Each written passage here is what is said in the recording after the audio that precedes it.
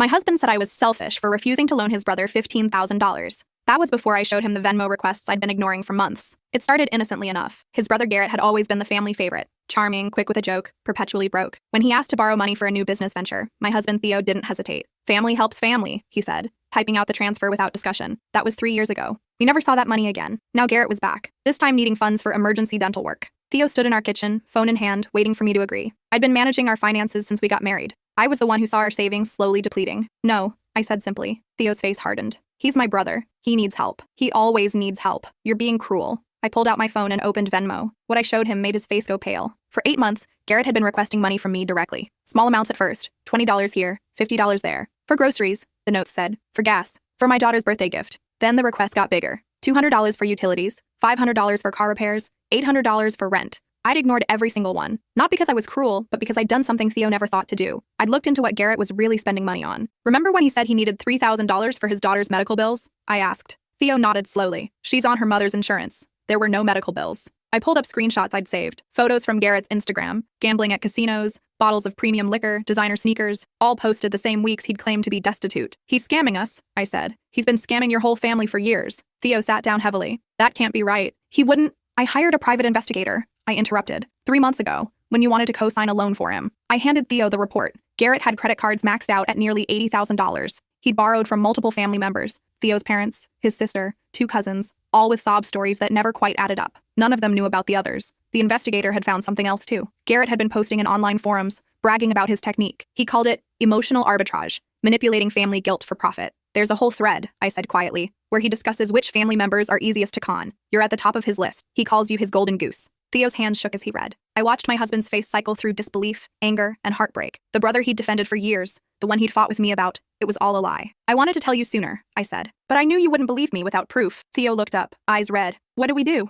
I pulled out one more document, the family group chat I'd created in secret. His parents, his sister, the cousins. I'd contacted each of them, compared notes, and compiled evidence. We're all meeting tomorrow, I said. Everyone Garrett's been stealing from. We're going to confront him together. Theo nodded, then stopped. Wait, if you've been planning this for 3 months, what about the dental work? I smiled grimly. There is no dental work, but I did find out what the $15,000 is really for. I pulled up one final screenshot. His brother had been evicted from 3 different apartments. The money wasn't for teeth. It was for back rent, late fees, and moving costs. But here's what Theo didn't know yet. Garrett had already found his next target. Yesterday, he'd reached out to my father, claiming we were in financial trouble and needed help. He'd sent photos of our house, our cars, saying we were about to lose everything. My father, who'd been battling cancer and had limited savings for his treatment, had just transferred Garrett $12,000. The color drained from Theo's face completely. He what? I showed him the text exchange my father had forwarded to me just an hour ago. Dad thought he was helping us. He'd liquidated part of his retirement account, money earmarked for his immunotherapy treatments, because Garrett had convinced him we were about to be homeless. Your brother told my father that our mortgage company was foreclosing, I said, my voice shaking with rage I'd been holding back for hours. He said we were too proud to ask for help ourselves. He sent Dad a fake foreclosure notice with our address on it.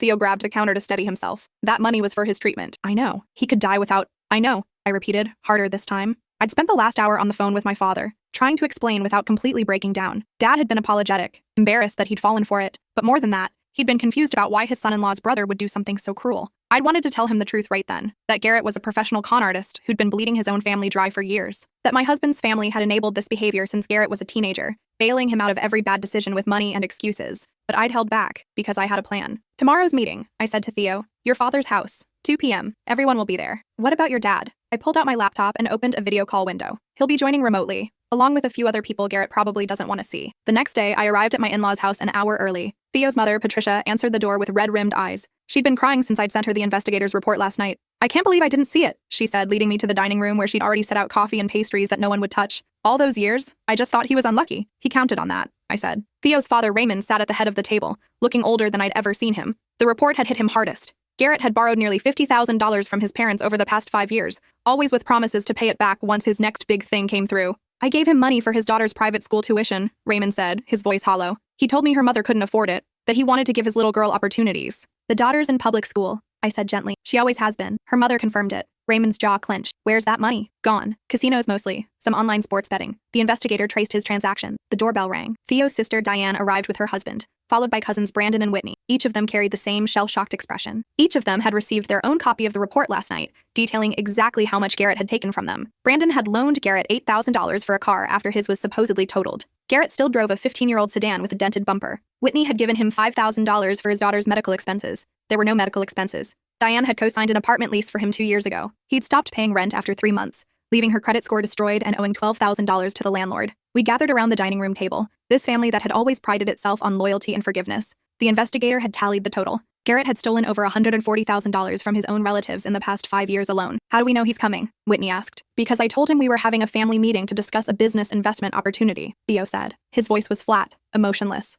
My husband had barely slept. He'd spent most of the night reading through the forum posts where his brother bragged about manipulating him. I told him a wealthy friend of mine wanted to invest in the right person, and the family needed to discuss who would be the best candidate. And he bought that? Immediately. He asked how much money was involved. At 1:55 p.m., my laptop chimed. I opened the video call. My father appeared on screen, looking tired but determined. Next to him sat my brother, a corporate attorney who'd agreed to join us. And in a third window, Detective Ramirez from the Financial Crimes Unit. I'd filed a report 3 days ago about the fraud Garrett had committed against my father. The detective had been very interested to learn about the broader pattern. Everyone's in position, I said. At exactly 2:00 p.m., Garrett's truck pulled into the driveway. He walked in wearing his most charming smile, the one that had gotten him out of trouble his entire life. He'd dressed up for the occasion, button-down shirt, pressed khakis, even cologne. He hugged his mother, shook his father's hand, and nodded at the rest of us like he was holding court. So, where's this investor? He asked, settling into a chair. The friend with the big opportunity? There is no investor, Theo said. Garrett's smile faltered for just a moment before sliding back into place. What? There's no opportunity, no business deal, no money. Garrett looked around the table, his expression shifting from confusion to concern as he noticed everyone's faces. Okay, what's going on? Is this some kind of intervention? Not exactly, I said, turning my laptop so he could see the screen. His face went white when he saw my father. Hi, Garrett, Dad said through the speakers. Remember me? The cancer patient you stole from? Garrett stood up so fast his chair tipped over. I don't know what she told you, but sit down. Raymond's voice cut through the room like a blade. Now. Garrett had never heard his father use that tone. He sat. I pulled out a folder, printed copies of everything. The Venmo requests, the Instagram posts, the forum threads, the credit card statements, the investigator's report. Every lie, every manipulation, every dollar stolen. For the past 3 months, I said, I've been documenting every fraudulent claim you've made to this family, every fake emergency, every non-existent crisis. I slid the first document across the table. These are your posts from Financial Freedom Tour 7, where you brag about emotional arbitrage. That's you, right? User Golden Touch 88? Garrett's eyes darted between the paper and the door. You're insane. That's not. The IP address matches your apartment. My brother's voice came through the laptop. I've already confirmed it with the forum administrators, along with the email address you registered with. GarrettWilcox1985@gmail.com. That is your email, isn't it?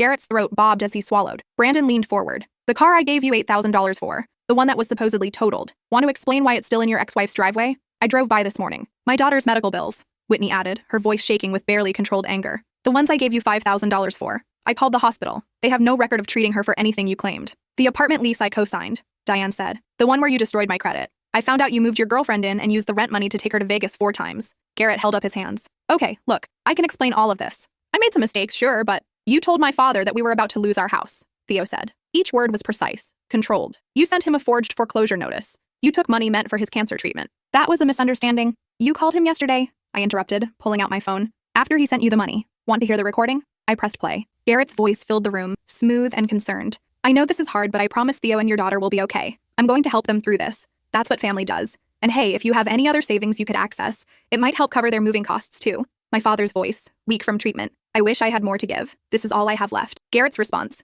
I understand. Just don't mention this to them, okay? They're too proud. They'd be embarrassed if they knew you were helping. The recording stopped. Silence filled the room. There's more, I said. The investigator found 11 other people you've conned. People who aren't in this room. Your former employer, who fired you for stealing from petty cash. 3 different landlords, 2 ex-girlfriends. A former business partner who's still paying off debt from your failed venture that was never actually a business at all. I pulled out another document. This is a statement from your daughter's mother. She's willing to testify that you haven't paid child support in 14 months, despite telling everyone in this family that you're maxed out financially because of your custody payments. Garrett's facade finally cracked. You had no right to go digging into my life. You had no right to steal from your family, Theo shot back. I didn't steal anything. You all gave me that money willingly, under false pretenses, my brother said through the laptop, which legally constitutes fraud. Theft by deception, to be specific. That's when I revealed the final piece. Detective Ramirez has been listening to this entire conversation, I said, gesturing to the third video window. He's filed charges based on the evidence I provided regarding my father's case. That's felony fraud, Garrett. My father is a vulnerable adult undergoing medical treatment. The penalties are enhanced. Garrett's face went from white to gray. You can't do this. I'm family. That's exactly why we can do this, Patricia said. Her voice was steady, but tears streamed down her face. Because we're family, and you've been hurting us for years. Raymond stood up. The detective is waiting outside, but we wanted to give you one chance to make this right. How? Garrett's voice cracked. I slid a final document across the table. This is a payment plan. Every dollar you've taken from every person in this room, plus my father, will be paid back. You'll get a second job, a third if necessary. Your wages will be garnished. The court will ensure compliance. I don't have that kind of money. Then you'll work for it. For years. Maybe decades. And if I refuse? Detective Ramirez's voice came through the speakers. Then I walk in there and arrest you right now. The district attorney is very interested in this case. With the evidence Ms. Wilcox has provided, we can prosecute for fraud, forgery, and elder abuse. You're looking at 5 to 15 years in prison. Garrett looked around the table wildly, searching for an ally. He found none. This is insane. You're all insane. Sign the payment agreement, Raymond said. Or go to jail. Your choice. What about my daughter? You're going to take her father away? You haven't seen her in 4 months, Whitney said. Her mother confirmed it. You canceled every visitation, claiming work emergencies, while posting photos from casinos the same weekends. The room waited. Garrett picked up the pen with a shaking hand. He signed. The months that followed were exactly as difficult as I'd expected, and somehow worse. Garrett fought the payment plan immediately, claiming he couldn't afford the monthly installments. The court disagreed, especially after reviewing his bank statements that showed regular cash withdrawals at casinos and bars. His wages were garnished at the maximum legal amount. He hired a lawyer to contest the agreement, claiming he'd been coerced. That lasted exactly 1 court appearance, when my brother presented the detective's recording of our family meeting. The judge asked if anyone had threatened Garrett with physical harm. When the answer was no, he dismissed the motion and added the legal fees to Garrett's debt. Theo's family fractured in ways I'd anticipated, but that still hurt to witness. Patricia blamed herself. She spent weeks in therapy, working through guilt about enabling Garrett's behavior since he was a teenager. Every bad grade, every fired job, every failed relationship, she'd made excuses and covered for him with money. I thought I was being a good mother, she told me one afternoon sitting in my kitchen. I thought unconditional love meant unconditional support. It doesn't mean unconditional tolerance of abuse, I said. She nodded, but I could see the words hadn't fully landed yet. Raymond took a different approach. He cut Garrett off completely. No contact, no holidays, no family events. When people asked about his son, Raymond would say simply, I don't have a son named Garrett anymore. It was harsh. It was also the boundary Raymond needed to stop the decades-long pattern of enabling. Diane struggled the most. She'd always been close to Garrett, had defended him even when the evidence was overwhelming. She'd been the one to say things like, he's going through a hard time, and we all make mistakes. Learning that Garrett had specifically targeted her because she was emotionally reactive and easy to guilt trip, his exact words from the forum posts, broke something in her. She stopped coming to family dinners. When I reached out, she texted back, I need space, from all of it. I understood. Brandon and Whitney handled it better. They'd already had their suspicions about Garrett, had already started pulling away before the confrontation. The revelation was more validation than betrayal. I'm almost relieved, Brandon admitted. I thought I was crazy for wondering if he was lying. Turns out my gut was right. My father recovered his $12,000 through the court-ordered payment plan, though it came in $200 monthly installments that would take 5 years to complete. His treatment continued, and his oncologist remained optimistic about his prognosis. But the violation of trust hit him hard. I keep thinking about that phone call, he said during one visit. How worried I was about you. How grateful I felt to have someone looking out for my daughter. He shook his head. The whole time he was just counting the money. Theo and I went to marriage counseling. The revelation about his brother's manipulation had triggered something deeper in my husband. Questions about his own judgment, his own gullibility, his own role in letting this continue for years. I thought loyalty meant never questioning him, Theo said during one session. I thought being a good brother meant always giving him the benefit of the doubt. That's what he conditioned you to think, our therapist said. Manipulators don't target stupid people. They target kind people and convince them that their kindness requires ignoring red flags. It took months, but Theo slowly rebuilt his sense of self. He started setting boundaries with other people in his life who'd been taking advantage of his generosity. He stopped lending money without clear terms. He stopped making excuses for people's bad behavior. I think I've been confusing kindness with people-pleasing my whole life, he admitted one night. And Garrett figured that out when we were kids. As for Garrett himself, he went underground for a while. He deleted all his social media accounts after screenshots from his forum posts went viral in personal finance communities. Someone had found his profiles and shared them with warnings about his scams. His face became a cautionary tale. He lost his job when his employer found out about the court judgment against him. Then he lost his apartment when he couldn't make rent with garnished wages. For a brief moment, I felt something that might have been sympathy. Then I remembered my father's voice on that phone call, apologizing for not having more money to give while fighting cancer. The sympathy evaporated. 6 months after our confrontation, Garrett moved 3 states away. His ex-wife told Diane he'd called once, asking if his daughter wanted to talk to him. She'd said no. She's old enough to understand what happened, his ex said. She knows her dad is a liar. She doesn't want anything to do with him. That might have been the worst consequence of all, losing his daughter by his own actions. Or maybe not. Because 3 weeks after moving away, Garrett tried it again. I got the call from a number I didn't recognize on a Tuesday afternoon. Hi, is this Mrs. Wilcox? Yes? This is Detective Chen from the Metro Financial Crimes Unit. I'm investigating a case that may involve your brother-in-law, Garrett Wilcox. My stomach dropped. What did he do? He's been running a crowdfunding scam. Multiple GoFundMe campaigns claiming his daughter has terminal cancer. He's raised over $70,000 from strangers in the past 4 months. I sat down hard on my couch. His daughter is healthy. I can connect you with her mother. We're already in contact. She filed the initial report. But I'm calling you because your name came up in our investigation. Garrett has been claiming you're his sister, and that you're too proud to ask for help while your daughter fights cancer. He'd learned nothing. He'd moved to a new state and immediately found new victims. But this time, he'd made a crucial mistake. He'd invoked my name to add credibility to his lies. I have no children, I said, and I'll testify to whatever you need. We'd appreciate that. We're building a federal case. Wire fraud, since the campaigns crossed state lines. Federal charges, those came with federal prison time. I called Theo immediately, then my father, then the rest of the family. The detective sent me links to the GoFundMe campaigns. They were masterfully crafted, photos of a little girl who wasn't Garrett's daughter, medical documents that were obviously forged, updates about treatments that never happened. In the comments, Garrett responded as a heartbroken father, thanking donors and providing updates on his daughter's condition. The campaigns had gained traction quickly. Local news stations in Garrett's new city had featured his story. Churches had organized fundraisers. A local business had committed to matching donations. All of it was a lie. All of it was falling apart. Detective Chen worked fast. Within 2 weeks, he'd interviewed donors, traced bank accounts, and compiled evidence that made my investigators' report look like amateur work. The FBI got involved when they discovered Garrett had set up multiple fake identities to run concurrent scams. This wasn't just about stealing from family anymore. This was systematic, calculated fraud on a scale that shocked even me. The detective called me in for a formal interview. I spent 3 hours detailing everything: the family history, the pattern of behavior,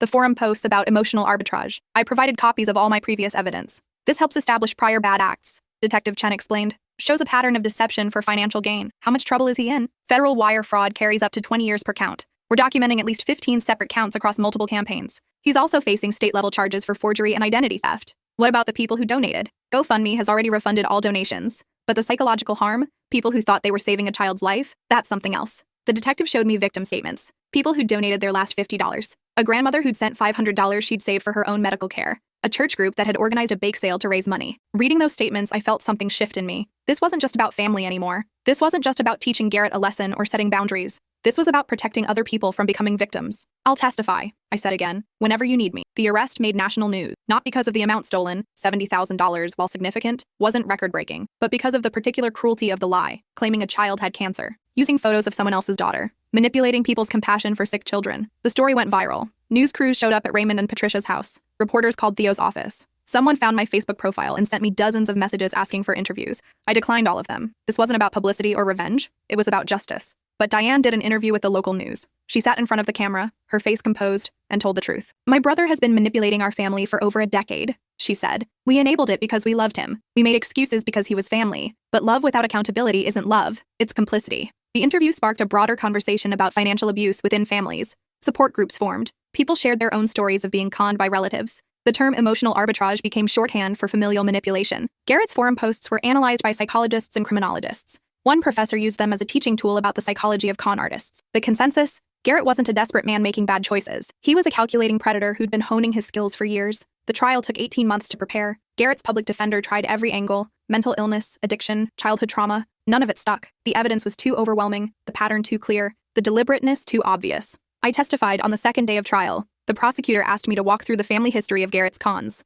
I detailed every loan, every fake emergency, every manipulation. When I got to the part about my father's cancer treatment money, several jurors looked physically ill. Garrett's attorney cross-examined me, trying to paint me as a vindictive in-law with a grudge. It didn't work. You hired a private investigator to spy on your brother-in-law? She said. That seems extreme. What seemed extreme, I replied, was watching him bleed his family dry while they made excuses for him. Someone had to stop enabling him. Someone had to care more about his victims than his feelings. The defense attorney moved on quickly. My father testified via video link, still too weak from treatment to travel. He described the phone call with Garrett, the sense of urgency and fear, the relief he'd felt at being able to help his daughter. I would have done anything to protect her, Dad said. He knew that. He used it against me. Patricia testified too, which surprised everyone. She'd initially refused, saying she couldn't testify against her own son. But after seeing the victim statements from the GoFundMe donors, particularly the elderly woman who donated her medical savings, something changed in her. She took the stand and told the truth about enabling Garrett since childhood, about making excuses, about the years of loans that were never repaid. I thought I was protecting my son, she said, her voice steady despite the tears.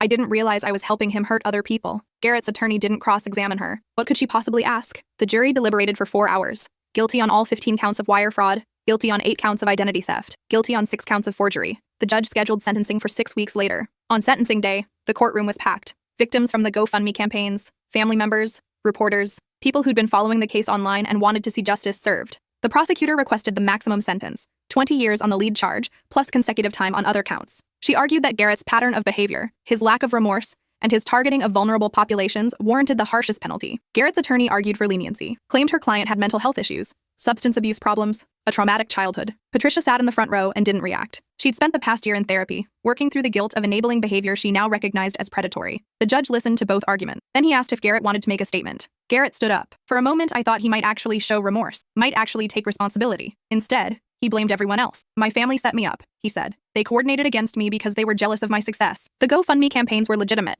I was raising money for medical research in my daughter's name. The judge's expression didn't change, but I saw his jaw tighten. Mr. Wilcox, I've reviewed the evidence in this case extensively. The forum posts where you bragged about manipulating family members, the forged documents, the stolen photos, the fake medical records. There is no legitimate interpretation of your actions." He paused. "This court has seen many fraud cases, but the deliberate exploitation of people's compassion for sick children represents a particular kind of cruelty. You didn't just steal money, you stole hope. You made people believe they were saving a child's life, only to discover they'd been funding your gambling habit." Another pause. "You've shown no remorse, no acceptance of responsibility, no indication that you understand the harm you've caused." The judge sentenced Garrett to 14 years in federal prison, not the maximum, but close. With time already served and good behavior, he'd likely serve about 12 years. He'd be 50 years old when he got out. The courtroom was silent as marshals led Garrett away. He looked back once, scanning the crowd. His eyes landed on Patricia. She didn't look away, didn't wave, didn't cry. She just sat there, the mother who'd finally stopped enabling her son. Outside the courthouse, reporters swarmed us. I kept my head down, let Theo guide me to the car. But Diane stopped and faced the cameras.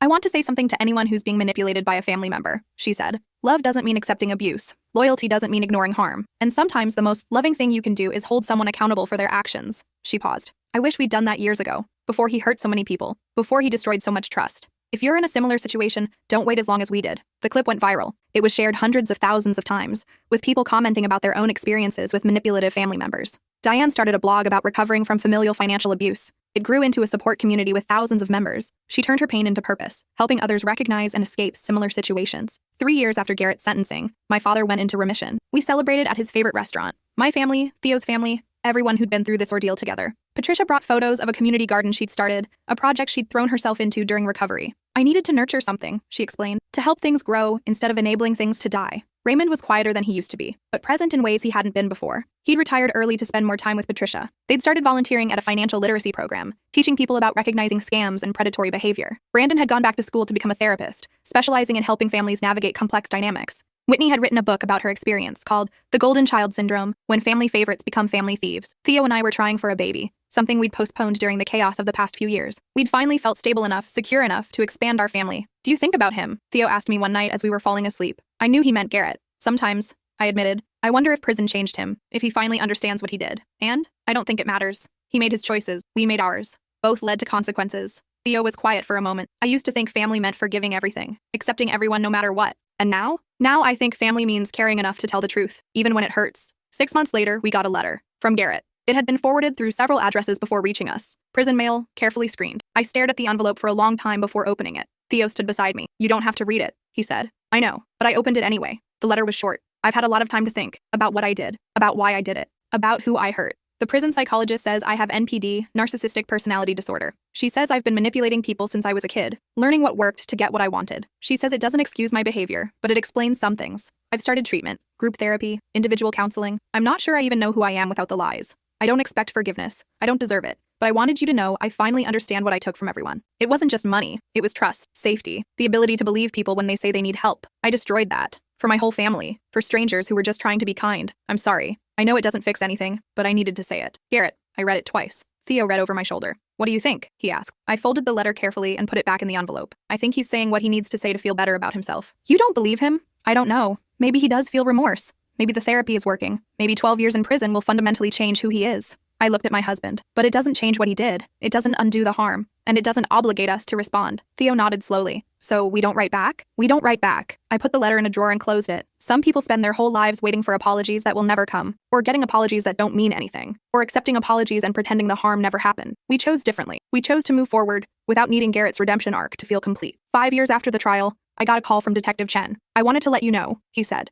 "Garrett's up for early release. Good behavior, participation in rehabilitation programs. The parole board is reviewing his case." My stomach clenched. "When?" "Hearings in 3 months. Victims have a right to submit statements." I thanked him and hung up. Then I called everyone. Theo, my father, Patricia and Raymond, Diane, Brandon and Whitney, the donors from the GoFundMe campaigns that Detective Chen had kept in touch with. We all submitted statements. Mine was simple. Garrett Wilcox spent decades perfecting the art of manipulation. He learned to identify vulnerable people and exploit their compassion. He showed no remorse until facing consequences. And even then, his apologies seemed calculated to minimize his sentence. Early release would send a message that this kind of systematic predatory behavior can be mitigated with a few years of good behavior. It would tell future victims that their trauma matters less than the comfort of their abuser. Garrett didn't just commit fraud. He weaponized love, trust, and family bonds. He turned people's best impulses against them. He needs to serve his full sentence. Patricia's statement was longer. She detailed the years of enabling, the therapy she'd needed, the family relationships that were still recovering. She ended with, "As his mother, I love him. But as a member of society, I don't believe he should be released early." Some lessons take time to truly learn.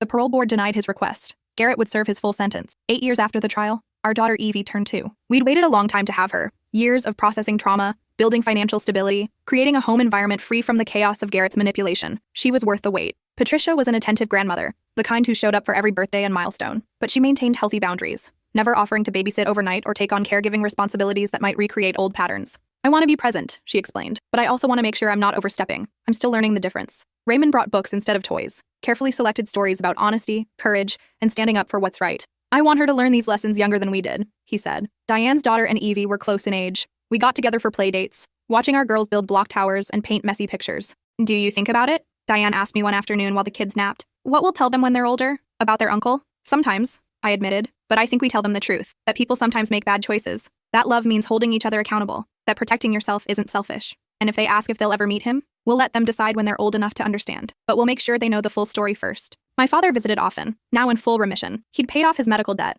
and even started saving again. The $12,000 Garrett had stolen had been fully repaid through the court-ordered restitution, though it had taken nearly 5 years. I don't think about the money anymore, Dad said, holding Evie as she showed him a picture she'd drawn. I think about what I almost missed. If I'd let what he did make me bitter, I would have wasted these years being angry instead of present. He tickled Evie, making her squeal with laughter. This is what he tried to take from us. Not just money, joy, trust, family. He looked at me. But we didn't let him. 12 years after his sentencing, Garrett was released from federal prison. We received notification from the Victim Services Office. He was being released to a halfway house in a city 6 hours away. He was required to attend continued therapy. His wages would be garnished to continue restitution payments to remaining victims. He was prohibited from creating any social media accounts or online fundraising campaigns for 5 years. I felt nothing. No fear, no anger, no curiosity about how he'd changed or what he'd learned. He'd become a footnote in our family history, a cautionary tale, a lesson learned. 3 weeks after his release, Theo got a message on LinkedIn. It was from Garrett. I know I don't deserve a response, but I wanted to let you know I'm working at a warehouse, living in a halfway house, paying back what I owe. I'm not asking for anything. Just wanted you to know I'm trying to be different. Theo showed me the message. Do I respond? I thought about it for a long time. That's up to you, I finally said. But remember, you don't owe him a relationship just because he's trying to change. You don't owe him forgiveness just because he's served his time. You don't owe him anything. Theo stared at the message for several more minutes. Then he closed the app without responding. I used to think ignoring him made me a bad brother, he said. Now I understand it makes me a healthy adult with boundaries. He put his phone down and picked up Evie, who'd been playing with blocks in the corner. Want to show me what you built, sweetheart? And that was it. No dramatic confrontation, no tearful reunion, no forgiveness arc. Just a choice to prioritize the family we'd built over the family member who tried to destroy it. 2 years after his release, we heard through Patricia that Garrett had moved again. This time out of state, away from family, away from everyone who knew his history. He called, she told me during a family dinner. Asked if he could see photos of Evie. What did you say? I said no. That his relationship with his immediate family was his own business, but he'd lost the right to access to the next generation. I was proud of her. The Patricia from 15 years ago would have sent the photos immediately, would have tried to facilitate a relationship, would have made excuses for why everyone should give him another chance. This Patricia had learned. How did he take it? He said he understood. Asked me to tell you all he was sorry. Do you believe him? Patricia considered the question carefully.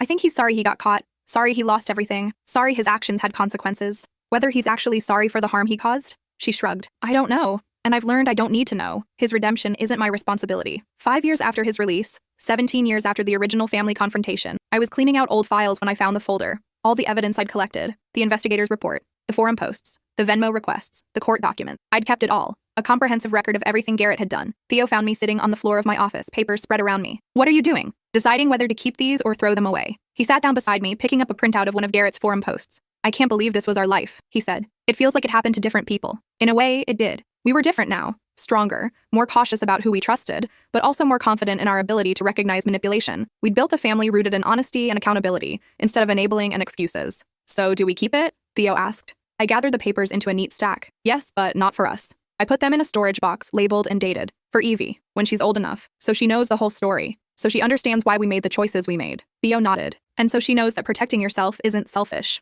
Exactly. 20 years after that first family confrontation, Evie was 10 years old enough to notice when her grandmother got quiet at certain family gatherings, old enough to wonder why she only had cousins on one side of the family, old enough to ask why Daddy never talked about his brother. We'd always planned to tell her the truth eventually, but planning and doing are different things. Mom, she asked one evening after dinner, Brandon's kids were talking about their Uncle Garrett. Who's that? Theo and I exchanged looks. That's my brother, Theo said, but we don't see him anymore. Why not? It's complicated. I'm 10. I understand complicated. She was right. She'd proven herself wise beyond her years, empathetic but with strong boundaries, generous but not gullible. We'd done everything we could to raise her with the awareness we'd lacked, so we told her. Not all of it. Not the most graphic details. But the essential truth. Uncle Garrett had stolen from the family, had lied repeatedly, had manipulated people for money, had hurt people we loved, including her grandfather. Evie listened carefully, processing. Did he go to jail? Yes. Is he still there? No, he got out a few years ago. Has he said sorry? He wrote a letter once, but we're not sure if he meant it. Evie thought about this. Is that why Grandma Patricia cries sometimes? Even when she says she's okay? I was constantly amazed by my daughter's perceptiveness. Yes, sweetheart, she feels sad about what happened, about not seeing it sooner, about the people who got hurt. But it wasn't her fault. No, it wasn't. But sometimes we feel responsible for people we love, even when we shouldn't. Evie was quiet for a long time. Will I ever meet him? Theo leaned forward. Maybe someday, when you're older, if you want to. But only if he's proven he's changed, and only if you're comfortable with it. You don't have to have a relationship with someone just because they're family. Good, Evie said firmly, because I don't think I want to meet someone who hurt Grandpa and made Grandma cry. She went back to her homework. The conversation apparently settled in her mind. Theo and I looked at each other with a mixture of pride and relief. We'd raised a child who understood that family wasn't just about blood. It was about trust, respect, and accountability. 25 years after that first confrontation, Theo got another message. This time it was from a number he didn't recognize. This is Garrett. I know I don't have the right to reach out, but I wanted you to know that Mom had a stroke. She's in St. Michael's Hospital, room 412. I thought you'd want to know. Theo stared at the message, his face pale. We called Raymond immediately. It was true. Patricia had collapsed at the community garden. She was stable but unable to speak clearly. The doctors were running tests. We drove to the hospital immediately. Garrett was there. He looked older than I expected. Gray at the temples, lines around his eyes,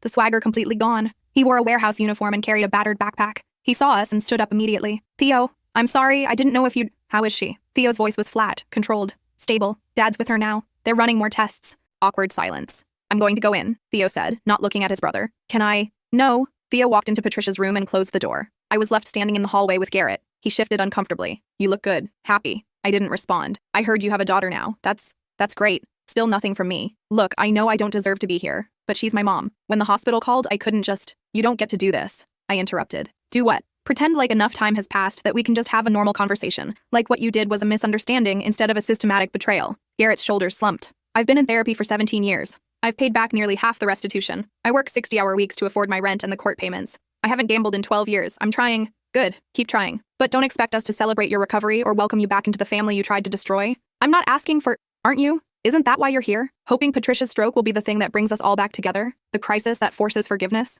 Garrett's eyes filled with tears. I just want to see my mom, then see your mom, but leave us alone. Raymond emerged from Patricia's room, looking exhausted. She's asking for both of you, he said to Garrett and Theo, but one at a time. Garrett first. Garrett walked into the room, closing the door softly behind him. Raymond sat down heavily in one of the waiting room chairs. I didn't know he'd be here, he said. Patricia had him listed as emergency contact. I didn't realize. It's okay, is it? Raymond looked at me with tired eyes. After all this time, all this work to move forward, here he is again, and Patricia wants to see him. She has the right to make that choice, even if it hurts the rest of us. I sat down beside him. Patricia has been working on her boundaries for 17 years. If she wants to see her son, that's her decision. But it doesn't mean we have to rebuild relationships we chose to end. Raymond nodded slowly. 20 minutes later, Garrett emerged from Patricia's room. His eyes were red. He didn't look at any of us as he walked past and out of the hospital. Theo went in next. I waited with Raymond, neither of us speaking. When Theo came out, his face was unreadable. She wants to see you, he said to his father. After Raymond went in, I asked, what did she say? She told me she loves me, that she's proud of the family we've built, that she understands why we cut Garrett off, and she asked if I could find it in myself to forgive him eventually. Said he's been trying hard to change,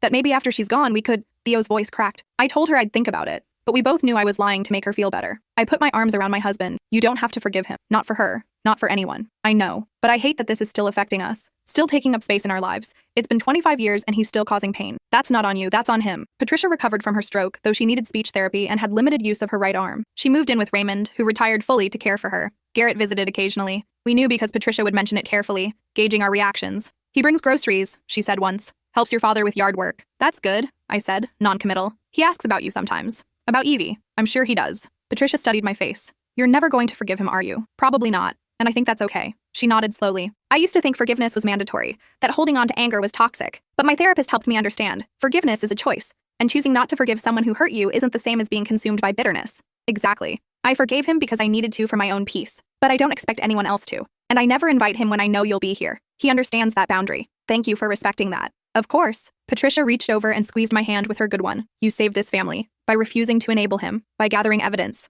By forcing us to see the truth. I think about that a lot. 30 years after that first confrontation, Evie graduated from college with a degree in forensic accounting. I want to catch people like Uncle Garrett, she'd told us when declaring her major. I want to help families understand when someone is stealing from them. She'd turned family trauma into purpose. I couldn't have been more proud. At her graduation party, surrounded by friends and family, someone asked her what inspired her career choice. My parents taught me that protecting yourself isn't selfish, she said, that accountability is an act of love, that sometimes the kindest thing you can do is refuse to enable someone's destructive behavior. She looked at Theo and me. They showed me what it looks like to choose truth over comfort. And that's what I want to do professionally, help other people make those hard choices. Later, as we were cleaning up, Raymond pulled me aside. Garrett called yesterday, he said. He wanted to come to Evie's party, bring a gift, meet her. What did you say? I said that wasn't my decision to make, that he'd have to ask you and Theo directly. Did he? No. He said he understood, that he'd already taken enough from your family. I was surprised to feel a small flicker of something that might have been respect. Not forgiveness, not reconciliation, but acknowledgement that maybe, after 30 years, he was finally starting to understand the depth of what he'd done. 35 years after that first confrontation, Theo and I celebrated our 40th wedding anniversary. 4 decades of marriage, 3.5 decades of being free from Garrett's manipulation. We'd built a good life, raised a remarkable daughter, maintained relationships with family members who'd also chosen healing over enabling. Patricia had passed away 2 years earlier, peacefully in her sleep. Garrett had been at the funeral standing in the back. He hadn't approached us, hadn't tried to speak to Theo. He'd simply paid his respects and left. Raymond had died 6 months later, finally succumbing to the heart condition he'd been managing for years. At his funeral, Garrett tried to approach Theo. I know this isn't the time, he started, but Dad would have wanted. Don't, Theo said. Don't tell me what our father would have wanted. You lost that right 3 decades ago. Garrett nodded and walked away. It was the last time we saw him. 40 years after that first confrontation, I was sitting in my home office when I got an email from an unfamiliar address. Subject line, you probably don't remember me. I opened it cautiously. Dear Mrs. Wilcox, my name is Olivia. You don't know me, but 40 years ago, you saved my grandmother from being scammed by your brother-in-law. She was the elderly woman who donated her medical savings to his fake GoFundMe campaign. I was 10 years old when it happened. I remember my grandmother crying when she found out it was fake, but I also remember her relief when GoFundMe refunded her money. She said an investigator named something Wilcox had reported it. My grandmother passed away last year at 94.